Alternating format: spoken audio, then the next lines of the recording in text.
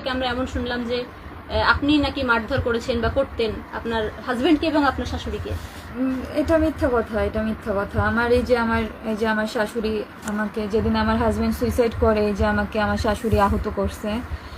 Even আমার চুলের মুঠি ধরে অনেক চুল ছিঁড়ে ফেলছে, চুল টানতে টানতে আমার মাথা ঘাড় ব্যথা হয়ে গেছে। আমার এই যে ঘাড়ের এই পাশেও দাগ আসছে চুলের এই দিক থেকে। তো হাত ধরা ছিল, আমি দুই হাত কোনো রকম ভাবে একটু শক্ত করে এইভাবে দুজনকে আমার শাশুড়ি পিছনে সেভ করার জন্য করলাম। তো আমার শাশুড়ি পিছনে যে দেওয়াল ধরলো, আর আমার হাজবেন্ড দেখলাম আমার হাজবেন্ড আর কি ওদিকে সরে গেছে, মানে আমার ধাক্কা লেগে ওদিকে সরে গেছে, আর ওদিকে ছিল দেওয়াল। তো আমার হাজবেন্ডকে আমি, যাতে তার মাথাটা দেওয়ালে না লাগে, আমি জাস্ট, আমার ভাই হয় ও, আমার হাজবেন্ডের এইখানে হাত দিছি, কারণ ও তো হাতে ধরলে তো ওকে আমি ধরতে পারবো না, মাথা যে লাগবেই। সো দ্যাট আমি এইখানে ধরছি যাতে ওর মাথাটা না পড়ে। এর মধ্যে আমি যে ধরলাম ওর ঘাটটা ধরলাম, আমার শাশুড়ি এর মধ্যে আবার এসে আমার চুল টেনে শুরু থেকে বলতে হয়। আগের দিন আমার হাজবেন্ড, মানে যে সেদিন যে মারা গেল 7 তারিখ 6 মে সকালে, আমার হাজবেন্ড অফিসে যাওয়ার সময় কখনোই আমাকে বাই করতে পারতো না। টাটা বা বাই দেওয়া, যে ওয়াইফ সে আমার একটা বাই করে যায়, সেটা পারতো না, একমাত্র তার মায়ের জন্য, আমার শাশুড়ি মার জন্য। সে পছন্দ করতো না, তাই যেদিনই করতো সে রেগে যেত। তারপর থেকে আমার হাজবেন্ড বাদ দিয়ে দিল বাই দেওয়া তার মায়ের সামনে।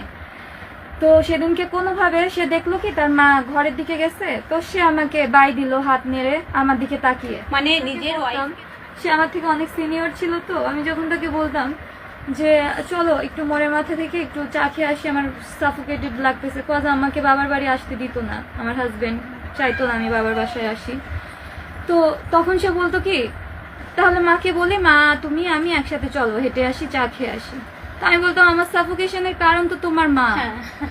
সে আমাকে প্রত্যেকটা সেকেন্ডে, তুমি অফিসে থাকাকালীন যে পরিমাণে পেইন দিচ্ছে, আমি সাফোকেটেড ফিল করতেছি। তো বাইরেও যদি সে যায়, আমার সাফোকেশন যদি আমি সাথে নিয়ে যাই, তাহলে আমি আর ফ্রি হলাম কিভাবে?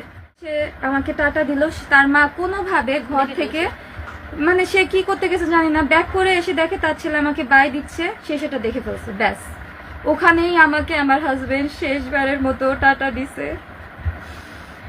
আর আমাকে কখনোই টাটা দেয় নাই, সে কখনোই টাটা দেয় নাই, আর দিবেও না। সে আমাকে বাইও করে নাই। তো তখন যখন সে ঘর থেকে বের হচ্ছে, তখন তার মাকে বললো কি, মা আমি আসি।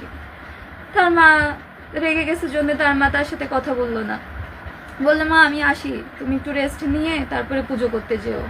তার মা কথাই বললো না, সে তার ঘরে চলে গেল। আমার হাজবেন্ড চলে গেল বাইরে অফিসে। তাকে বাই করে না এমন না, আমাকে বাই করছে কেন, ছেলের বউকে কেন বাই করছে, এটার জন্য তার রাগ। অথচ তার মাকে কিন্তু সে তৎক্ষণাৎই বাই করছে যে মা আমি আসি, তুমি সাবধানে থেকো, রেস্ট নিয়ে পুজো করতে যেও। তো পরে তার মাকে যখন সে ফোন দিল কারণ জানতে পারলো, কিন্তু আমাকে সে বলে নাই। পরে আমাকে সে বলতেছে, আমি যখন ফোন দিয়ে জানতে চাইলাম যে কি জানতে পারছো, তোমার মা কেন রাগ করলো, আমি দেখলাম সকাল থেকে তো হ্যাপি ছিল, সে তোমাকে খাইয়ে দিল। 2.5 বছর ধরে আমার স্বামীকে, আমার 34-35 বছর বয়স স্বামীকে, সে তার 12 বছরের সন্তান, বাবা হারা সন্তান যেমন ছিল সেভাবে সে খাইয়ে দিচ্ছে। আচ্ছা, আপনাদের মধ্যে আপনাকে খাইয়ে দেওয়া বা সে আপনাকে খাইয়ে দেওয়া এরকম কখনো হয়েছে? তার মায়ের জন্য হতো না, কখনোই না, কখনোই না। এটা খুবই কমন বিষয় নাকি, আনলাম একটা খাবার আমার ওয়াইফকে খাইয়ে দিলাম, কখনোই না। আপনি আপনার হাজবেন্ডকে খাইয়ে দিলেন? কখনোই না, তার মায়ের জন্য হতোই না। আর খাবার, সে তো তার মাকে মিথ্যা বলে না, কখনোই বলে না। সে তার মায়ের সামনে আমাকে খাইয়ে দিবে, তার মা সহ্য করবে নাকি? কখনোই না। ইভেন আমি একটা ভালো খাবার রান্না করলে সে বলতে পর্যন্ত পারতো না। একবার বলছে যে বা আজকে রান্নাটা তো ভালো হয়েছে, তার মা খাইলই না। সে খাওয়ার সময় থেকেই রাগ, মানে খাবার অর্ধেক খেয়ে উঠে চলে গেল। পরে সে তার মা, যে ঘরের রুমে দরজা আটকাই দিল, সে তার মাকে যে পরে খেয়ে দিয়ে উঠে বললো যে মা কি হয়েছে, কি সমস্যা হইলো? সে বলতেছে এত বলার কি আছে, ঘরের বউ রান্না করবে এটাই তো স্বাভাবিক, ভালো রান্না করবে না তা কি বাইরের মহিলা এসে ভালো মানে ঘুরতে যেতে দিত না। আমরা হানিমুনে গিয়েছি, সে সাথে যাবে, সে রাগারাগি। আমরা একটা রাত মাত্র হানিমুনে যে কক্সবাজার কাটাতে পারছি, তার মায়ের রাগের কারণে সে আবার আমাকে বিয়ের প্রথমে আমার মা বলতাম, তুমি করে কথা বলতাম, তাকে অ্যাড্রেসিংটা ছিল আমার তুমি, মা তুমি খেতে আসো, মা তোমার কি এটা লাগবে, মা তোমার কি ওটা লাগবে। 6-7 মাস পর্যন্ত আমি এটা মেনটেন করছি। আমি কষ্ট পাইতাম, ভিতরে ভিতরে কষ্ট পাইতাম যে আচ্ছা আমার তো স্পেস হচ্ছে না, বা আমি যেটা চাচ্ছি আমাকে তো তারা বুঝতেছে না, আমি শুধু তাদের জন্য করে যাচ্ছি স্যাক্রিফাইস। তো এই 6-7 মাস যখন আমি স্যাক্রিফাইস করলাম, একসময় দেওয়ালে যে পিঠ থেকে গেল, কারণ তখন অনেকগুলো অপবাদ আসতে থাকলো যে আমি এত কিছু করতেছি তাদের জন্য, এত স্যাক্রিফাইস করতেছি, তারপরেও তার মা আমার হাজবেন্ডকে নিষেধ করতেছে যে অফিসে যে বউকে ফোন দেওয়ার কি আছে।